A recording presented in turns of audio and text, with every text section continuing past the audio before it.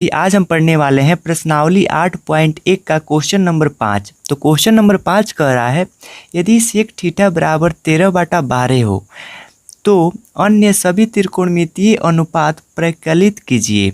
तो उसके बाद इसे हम बनाने के लिए सबसे पहले क्या करते हैं, तो सबसे पहले हल लिखेंगे और उसके बाद हमारे पास दिया है सेक थीटा बराबर 13/12। तो लिखेंगे दिया है, हमें क्या दिया है, तो सेक थीटा बराबर 13/12। ठीक है, उसके बाद सेक का सूत्र क्या होता है, तो कर्ण बटा आधार होता है। तो 13/12 हो जाएगा। तो हमारे पास कर्ण कितना आ गया 13 और आधार हो गया 12।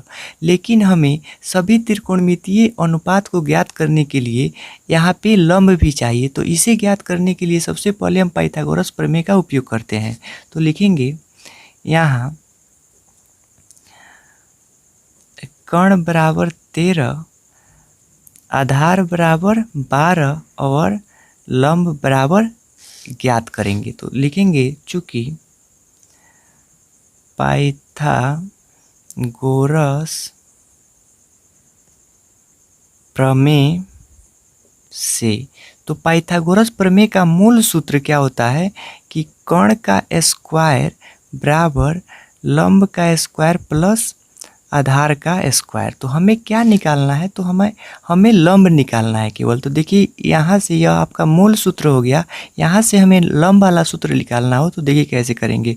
तो यहाँ पे कर्ण का स्क्वायर है तो कर्ण का स्क्वायर रहेगा, उसके बाद इधर आधार का स्क्वायर है, प्लस में है, बराबर के इस पर आएगा तो माइनस में आधार का स्क्वायर हो जाएगा। और देखिए इधर लंब है और लंब का क्या है स्क्वायर। अब स्क्वायर बराबर के इस पर आएगा तो रूट बन जाएगा। ठीक है, तो यह आपका लंब वाला सूत्र होता है, इसे हम पलट कर यहाँ पे लिख लेते हैं। तो लंब बराबर कर्ण का स्क्वायर माइनस आधार का स्क्वायर।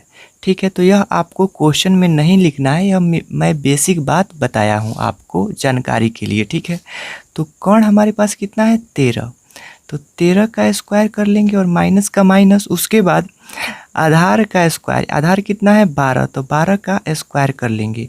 और देखिए यहाँ पे बराबर के इस पर या का चिन्ह दिया जाता है, फिर लंब। ठीक है, उसके बाद देखिए यहाँ पे किसी भी दो अंक का स्क्वायर निकालना हो तो सबसे पहले हमें इजी मेथड पता होना चाहिए, क्योंकि हमें कई ऐसे अंक होते हैं जिसे हमें स्क्वायर नहीं पता होता है। तो इसे कैसे निकालेंगे, तो देखिए यहाँ पे 13 है, 13 का स्क्वायर निकालना हो तो सबसे पहले 3 का स्क्वायर निकालेंगे, तो 3 तिरका 9। और देखिए यहाँ पे 2 अंक देना अनिवार्य होता है, तो यहाँ पे तो 3 तिरका 9, केवल 9 आ रहा है, तो 9 आएगा तो इसके आगे हम एक 0 लगा देंगे। ठीक है, उसके बाद 1 का स्क्वायर, तो देखिए 0 लगाने से 2 अंक हो गया। उसके बाद 1 का स्क्वायर निकालेंगे तो 1 का स्क्वायर 1 होगा। अब देखिए यहाँ पे 3 में और 1 में गुना करते हैं, तो 3 एकम 3 और 3 दूना 6, तो यहाँ पे एक अंक यहाँ पे छोड़कर यहाँ पे 6 दे देंगे और इसे जोड़ देंगे।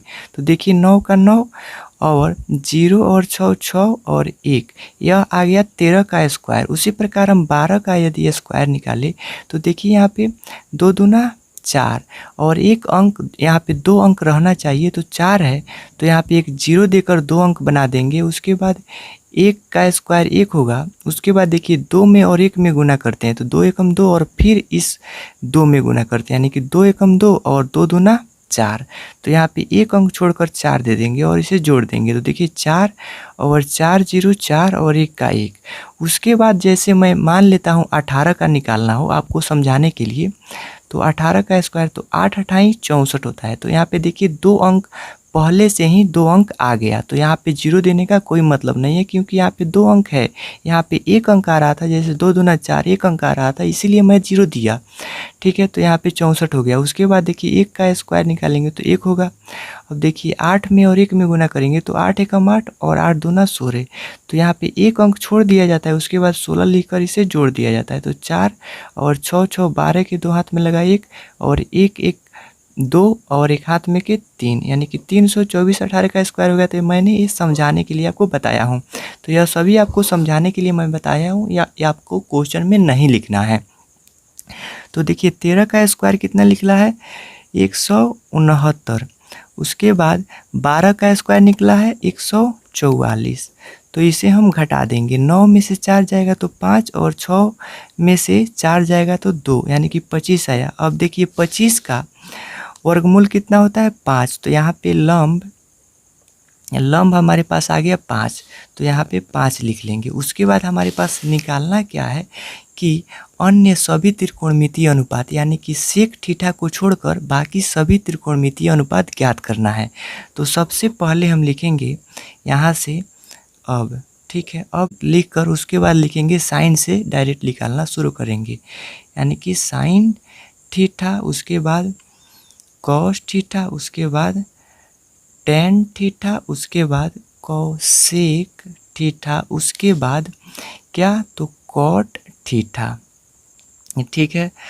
तो साइन का होता है लंब बटा कर्ण और लंब बटा कर्ण, उसके बाद कॉस का होता है आधार बटा कर्ण, उसके बाद टेन का होता है लंब बटा आधार, उसके बाद कोसेक का होता है कर्ण बटा लंब और कोट का होता है आधार बटा लंब, और इसके सामने हम सभी मान को रख देंगे। तो देखिए यहाँ पे लंब कितना निकला है तो 5, ठीक है, और कर्ण कितना है तो 13। उसके बाद आधार कितना निकला है 12 और कर्ण 13। उसी प्रकार सबका हम मान लिख लेंगे, जैसे लंब कितना है 5 और आधार कितना है 12 और कर्ण कितना निकला है 13 और लंब निकला है 5। अब आधार 12 और लंब 5। अब देखिए यहाँ पे सभी त्रिकोणमितीय, अन्य सभी त्रिकोणमितीय मान हमको ज्ञात हो गया है, क्योंकि एक हमें दिया हुआ है, ठीक है। तो इसे अतः कैसे लिखेंगे, तो अतः लिखने के लिए सबसे पहले हम यहाँ पे लिखेंगे अतः, ठीक है। अतः अभीष्ट